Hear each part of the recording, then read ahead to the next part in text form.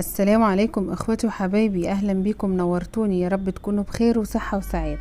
النهاردة هنعمل مع بعض شوربة الفول النابت وطبق فتة من الفول النابت بطريقة سهلة وبسيطة.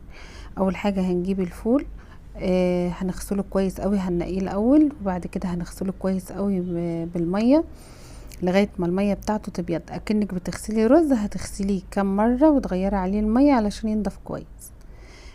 هتجيبي فول بلدي علشان يبقى طعمه حلو معاكي وطريقته تبقى سهله.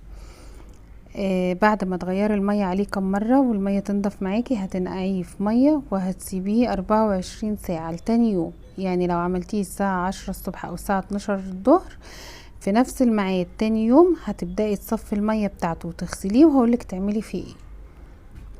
طبعا لما تسيبيه يوم كامل حجم الفول بتاعك بيكبر، لانه بيكون شرب المية بتاعته وشكله بيتغير معاكي، مش زي ما تكوني لسه جايباه. انا كده غسلته كويس وحطيت المية بتاعته اهي، وهسيبه لتاني يوم في نفس الميعاد. خلاص انا سبت الفول بتاعي لتاني يوم في نفس الميعاد، هبدأ اصفي المية بتاعته واغسله مرة كمان. خلاص كده هصفيه بالمصفى.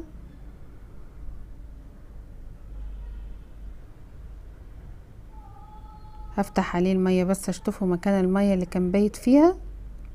بعد كده هحط له ايه، او مش هحط ميه تاني، هقولك هتعملي فيه ايه، بس اغسليه كويس قوي وشطفيه وصفيه من الميه اللي انت غسلتيه بيها في المصفى. خلاص الفول بتاعك اهو اتغسل كويس قوي، صفيتي منه الميه. هتجيبي حله او بوله بغطا، وبعد ما تصفي الفول بتاعك كويس قوي من الميه اللي كانت فيه، هتحطيه في الحله او البوله، اي حاجه اللي يريحك المتاح عندك اعملي فيه. هتحطيه في الحله بتاعتك وهتغطيه وهتسيبيه في الحلة متغطي، وكل يوم هتغيري عليه المية مرتين او 3 في اليوم. هتغسليه زي ما احنا غسلناه بنفس الطريقة وتصفيه وترجعي تحطيه تاني في الحل. بعد 3 او 4 ايام هتلاقي الفول بتاعك نبت وبقى الفول النابت. هنعمل فيه ايه بقى بعد كده؟ هتجيبي طبق شوربة عندك، شوربة لحمة او شوربة فراخ، الشوربة اللي انت عايزاها. ده الفول اللي انا بوريهولك بعد ما نبت معايا كده، بعد ما قعد 4 ايام بقى جاهز كده للاستخدام اللي انت تعملي في اللي انت عايزاه. لو عندك شوربه زي ما قلت لك هتجيبي طبق شوربه. طب ما عندكيش شوربه، هتعملي كوبايتين ميه عليهم مكعب مرق الدجاج وعليها البهارات بتاعه الشوربه بالظبط. متاح عندك شوربه لحمه او فراخ، هتجيبي الشوربه بتاعتك وهتحطي فيها الفول بتاعك، وطبعا هي عليها البهارات بتاعتها. هتوطي عليه النار وهتسيبيه يستوي براحته.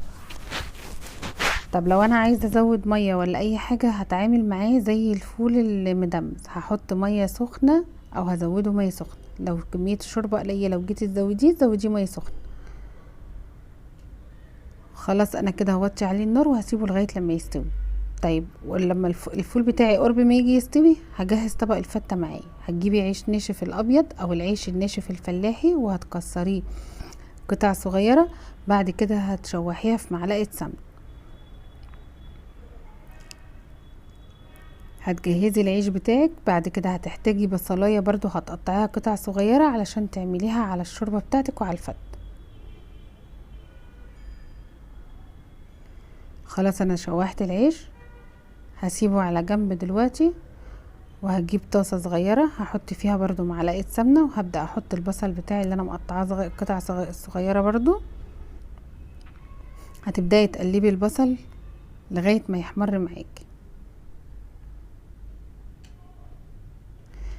البصلايه دي هتقسميها برضو نصين، هتحطي نصها على الشوربة بتاعة النابت، وهتبداي تحطي النص التاني على العيش بتاعك.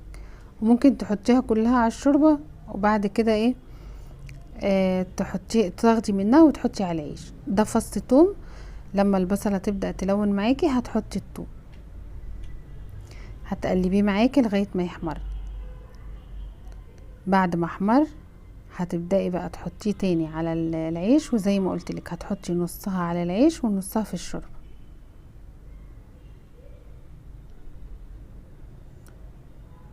انا حطيت نصها في الشوربه، وده النص التاني حطيته دلوقتي معاكي في العيش.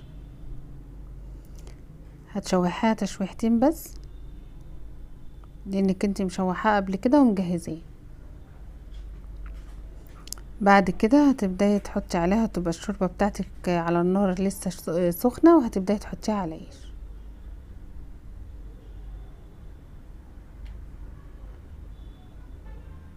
كنت ممكن احمر البصل الاول، لكن انا قلت احمر العيش نص كده وبعد كده احمر البصل علشان امشي الخطوات مع بعضها.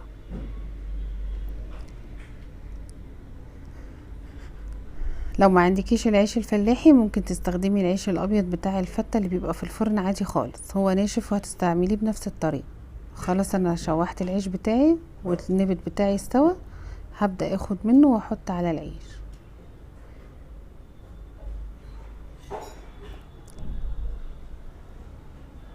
هديها كفايتها لغاية ما احس ان العيش بتاعي طري زي الفتة العادية. بعد كده هبدأ اخد شوية فول واحطهم عليها على الوش. طب انا دلوقتي بعملها في صينية وبعد كده هغرفها في طبق التقديم، يبقى انا هحط عليها الشوربة بشوية نابت وهقلبها كويس قوي. بعد كده لما احطها في طبق التقديم هصفي شوية فول وهحطها عليها على وشها. في ناس بتعمل مع الفتة دي والشوربة النابت شوية رز بالشعرية او رز حبة وحبة. ده شكل طبق النابت بتاعنا بعد ما خلص، وده شكل طبق الفتة بعد ما خلص. وجبة خفيفة وسهلة وبالهنا والشفا. ما تنسيش تشتركي في القناة وتفعلي الجرس. والسلام.